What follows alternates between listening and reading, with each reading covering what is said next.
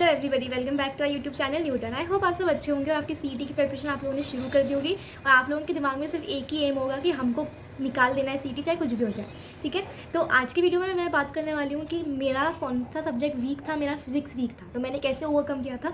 और मैं जानती हूँ कि फिजिक्स अक्सर करके बहुत सारे बच्चों का वीक होता है, तो कैसे हम लोग अपना स्कोर मैक्सिमाइज कर सकते हैं वो आज की वीडियो में जानेंगे। ठीक है, तो वीडियो शुरू करने से पहले अगर आपने चैनल को सब्सक्राइब नहीं किया होगा तो सब्सक्राइब कर लीजिएगा और व्हाट्सएप और इंस्टाग्राम ग्रुप्स को ज्वाइन कर लीजिएगा, जिनकी लिंक डिस्क्रिप्शन बॉक्स में मिलेंगी आपको, क्योंकि वहाँ पे हम everyday question of the day, polls, material, previous year question वगैरह सब कुछ शेयर करते हैं। तो आप लोगों को उस चीज़ से बेनिफिट होगी। तो डिस्क्रिप्शन बॉक्स में जाकर व्हाट्सएप और इंस्टाग्राम को ज्वाइन कर लीजिएगा और चैनल को सब्सक्राइब कर लीजिएगा। और वीडियो अच्छी लग रही होगी तो वीडियो को लाइक कर दीजिएगा। वीडियो शुरू करने से पहले एक चीज़ मैं आप लोगों को पूछना चाहती हूँ कि जैसे कि आज फिजिक्स का वीडियो आया है, वैसे आपको क्या केमिस्ट्री या मैथ्स का चाहिए, वो कमेंट सेक्शन में मुझे केमिस्ट्री मैथ्स टाइप करके बताइएगा, या फिर बायो भी हो सकता है। ठीक है, प्लस मेरे को दूसरी चीज़ ये बताइएगा कि फिजिक्स में आप लोगों की कितनी % प्रिपरेशन हो चुकी है। ठीक है, सिर्फ फिजिक्स का बताना आज के वीडियो में। और आपको कहाँ पे फिजिक्स के वीडियो में, इसमें पढ़ाई में डिफिकल्टी आती है वो भी बताइएगा, जिससे कि मैं आपकी वो क्वेरी सॉल्व कर सकूँ। ये सब मेरे को कमेंट सेक्शन में ज़रूर बता दीजिएगा। कल मैंने एक वीडियो डाली थी कि मैंने किस तरीके से 40 डेज़ में क्रैक करा था सीईटी को। ठीक है, उससे मैंने आप लोगों को बहुत सारी चीज़ें एक्सप्लेन करी थी। अगर आप लोगों ने वो वीडियो नहीं देखी है तो आप लोग चैनल पे जाकर उसे विजिट कर लीजिएगा, क्योंकि उससे आप लोगों को एक ब्रॉड आइडिया आ जाएगा कि आपको किस तरीके से अपनी पढ़ाई करनी चाहिए। अब वीडियो को शुरू करते हैं। मैं आपको बताती हूँ कि मैंने फिजिक्स में क्या किया था, क्या नहीं किया था, और आप लोग मेरे से कैसे सीख सकते हो, मेरी मिस्टेक से, मेरे प्लस पॉइंट से। तो ये सब चीज़ों के पहले एक और चीज़ है कि हमने महाराष्ट्र का बेस्ट क्रैश कोर्स आप लोगों के लिए लॉन्च कर दिया है। अगर आप लोगों से पढ़ाई नहीं हो रही है खुद से, या फिर आप लोगों का पोर्शन कंप्लीट नहीं हो रहा है, तो आप लोगों को डिस्क्रिप्शन बॉक्स में जाना है, गूगल फॉर्म की लिंक दिए, वहाँ पे जाके रजिस्टर हो जाना है। जिन बच्चों की पढ़ाई हो चुकी है, जिनकी 100% पढ़ाई है, कल के कमेंट सेक्शन में मुझे किसी का दिखा नहीं, बट ऐसे भी हो सकते हैं बच्चे जिन्होंने कमेंट नहीं किया। ऐसे जो बच्चे होंगे कि जिनका 90, 95, 100% पढ़ाई हो चुकी होगी, उन लोगों को क्रैश कोर्स की जरूरत नहीं। प्लस हमने मॉक टेस्ट सीरीज़ भी लॉन्च की, जहाँ पे आपको 20 टेस्ट देंगे, यानी कि 3000 क्वेश्चन देंगे, जिनके साथ 3000 सोल्यूशंस देंगे आपको। मॉक टेस्ट से मैंने आपको कल ही बताया था क्या क्या फ़ायदा होता है। टाइम मैनेजमेंट होता है, आपको कितना याद आ रहा है, कितना याद नहीं आ रहा है, आपको क्वेश्चन की वैरायटी समझ में आती है। ये सारी चीज़ आपको मॉक टेस्ट से होती है। और सिर्फ पढ़ने से कुछ नहीं होता। मॉक टेस्ट जब तक कि नहीं दोगे, यही सब मैंने आपको कल समझाया था, मॉक टेस्ट जब तक नहीं दोगे तब तक आप लोग सीईटी क्रैक नहीं कर सकते। तो आप लोगों को डिस्क्रिप्शन बॉक्स में उसकी लिंक मिल जाएगी, गूगल फॉर्म की लिंक है, उस पर जाके मॉक टेस्ट के लिए भी रजिस्टर हो जाना है आपको, अगर आपको अच्छा स्कोर लाना है। बाहर से मिलता है, बाहर से ले लो, बट आपको कोई भी डिटेल सोल्यूशन नहीं देगा। सब आपको पागल बनाएंगे कि हम देंगे, बट एंड में कोई नहीं देता। मेरा पर्सनल एक्सपीरियंस है, मैंने आपको कल की वीडियो में भी ये चीज़ शेयर की थी। तो आप लोगों को डिस्क्रिप्शन बॉक्स में जाके और गूगल फॉर्म को भर देना है, क्रैश कोर्स के लिए भी और मॉक टेस्ट के लिए भी, और दोनों के फ़ायदे आप लोगों के सामने हैं। अब फिजिक्स की बात करते हैं, तो फिजिक्स का हमें जैसे पता है 11th का 20% आएगा और 12th का 80% आएगा।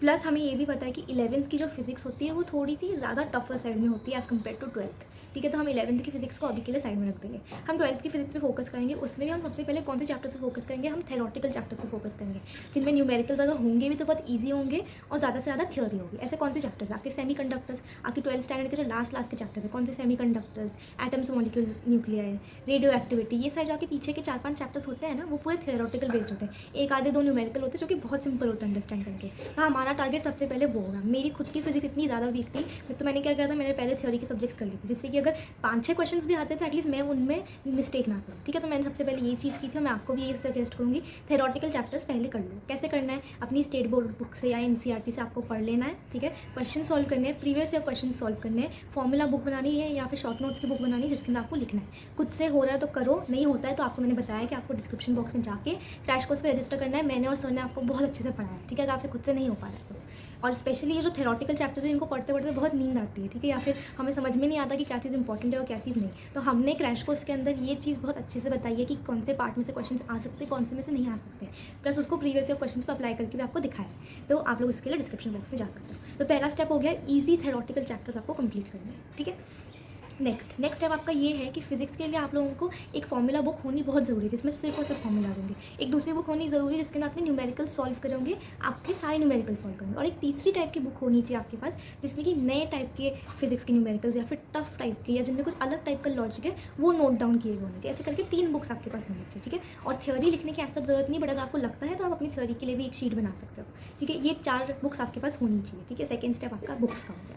थर्ड स्टेप आपको करना क्या, स्टेट बोर्ड की बुक्स पढ़ ली, क्रैश कोर्स पढ़ लिया, एनसीईआरटी पढ़ ली। ठीक है, उसके बाद पीछे दिए हुए टेक्स्ट बुक के क्वेश्चन सॉल्व करने हैं, प्रैक्टिस क्वेश्चन सॉल्व करने हैं, प्रीवियस ईयर क्वेश्चन सॉल्व करने हैं। और उसके बाद आपको क्या करना है, आप लोगों को ट्रायम्फ इसकी टारगेट की जो बुक्स आती हैं या फिर मार्वल की जो बुक्स आती हैं, मैं आपको टारगेट बोलूँगी क्योंकि मैंने टारगेट से पढ़ा था। तो टारगेट की बुक में जाके जो कंपेटिटिव सेक्शन होता है, उसके अंदर के सारे क्वेश्चन सॉल्व कर डालो। ठीक है, उसमें आपके कर्नाटका का सीईटी हो गया और आपका वेस्ट बंगाल वगैरह का सीईटी हो गया, गुजरात का सीईटी हो गया, इन सबके क्वेश्चन आते हैं, जहाँ से सीईटी हमारा महाराष्ट्र वाला भी उठाता है क्वेश्चन। ठीक है, मैं आपको फिजिक्स के इंपॉर्टेंट चैप्टर्स बता रही हूँ जिससे कि आप इन पे पहले फोकस कर सको। जैसे कि हमने क्रैश कोर्स में बताया है कि इंपॉर्टेंट चैप्टर्स हमने पहले पढ़ा के रखे हैं आप लोगों को, तो मैं आपको बता रही हूँ, नोट डाउन कर लीजिएगा। KTG and radiation, oscillations, atoms, molecules and nuclei, rotation आपके 11th का चैप्टर आ जाता है, ठीक है। Electrostatics, magnetic effect of electric current, electromagnetic induction और लास्ट वाला आपका सेमीकंडक्टर। तो ये 8 चैप्टर्स हैं आपके जो कि सबसे ज़्यादा वेटेज है जिनकी, तो इन पे पहले फोकस करिए, ठीक है। इनको पहले कंप्लीट कर लो। इनकी जितनी भी चीज़ें मैंने आपको बताई क्या क्या करनी है वो सब पहले से कर लो, ठीक है। उसके बाद आप बाकी बचे हुए चैप्टर्स कवर करोगे। अब जब आपका पूरा इस तरीके से फिजिक्स का हो जाएगा, एक तो एक चीज़ ध्यान रखना, न्यूमेरिकल्स बहुत ज़्यादा टफ नहीं आते, ठीक है। जेई का लेवल नहीं आता है, बट ऐसा भी नहीं है कि बहुत लल्लू आते हैं, ऐसा भी नहीं है, मीडियोकर लेवल के आते हैं। तो आपकी सिर्फ प्रैक्टिस होनी चाहिए, आपको फॉर्मूला पता होना चाहिए, फॉर्मूला अप्लाई करना होता है। जैसे आपको सम अच्छे से पढ़ना होता है, सम को पढ़ने के बाद उसको अप्लाई करना होता है। ज़्यादा टफ नहीं होते हैं फिजिक्स के न्यूमेरिकल्स। आप लोगों ने मिसकंसेप्शन रख रखा है जो कि आप लोगों को हटा देना है, ठीक है।